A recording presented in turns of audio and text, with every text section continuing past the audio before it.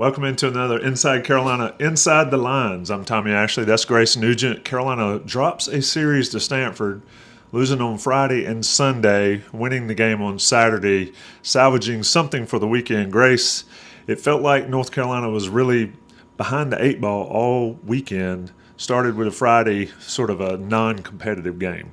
It seemed like all three of the games were somewhat non-competitive. And for a team that's really rolled this far, I think this was kind of a wake-up call.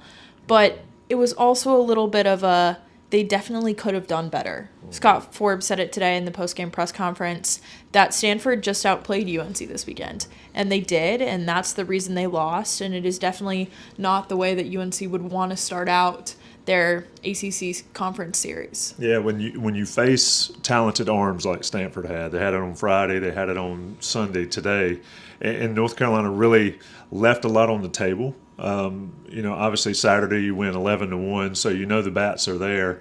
Today against Joey Volchko. Learn the name because the kid is legit.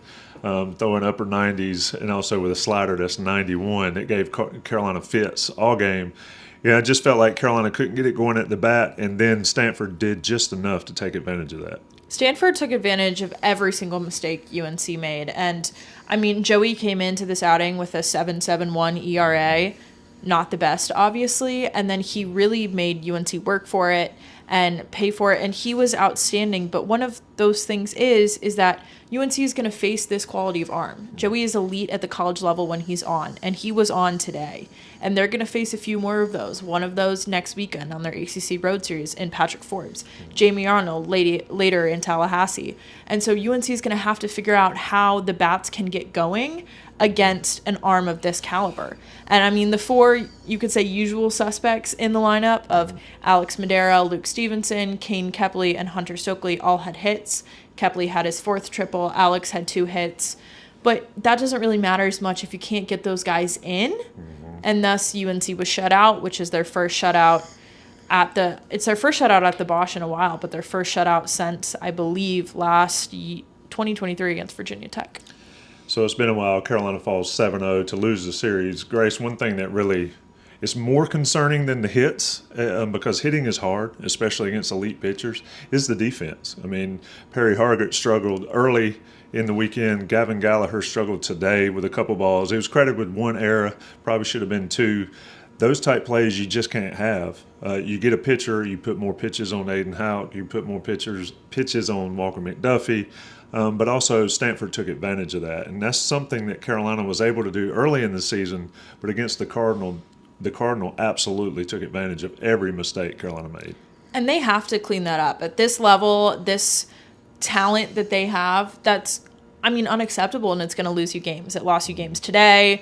It lost you games on Friday. But also that sort of, Alex Madera called it a little bit of sloppiness. That permeates, I think, between the entire team at the plate and defensively. And that just is not a recipe for winning. And it showed in both Friday and Sunday. They didn't make any mistakes yesterday. And that's what they're going to have to do, is play clean baseball. That's how they win. Especially when you have a starter like Aiden, who went 5 innings and he was only charged with 1 run, which was a solo homer. If your starter goes 5 innings and he retired the first 12 batters he saw, and this is a talented Stanford lineup, then you should at least be able to put runners on the board and you shouldn't have that much run bleeding, especially when you bring your bullpen in. But that's what happened today, and that's why they lost. Yeah, and you mentioned Aiden Houck. The positives for North Carolina, Jason DeCaro, not the greatest on Friday. Expected a pitcher's duel, and it turned into a Little League game on Friday.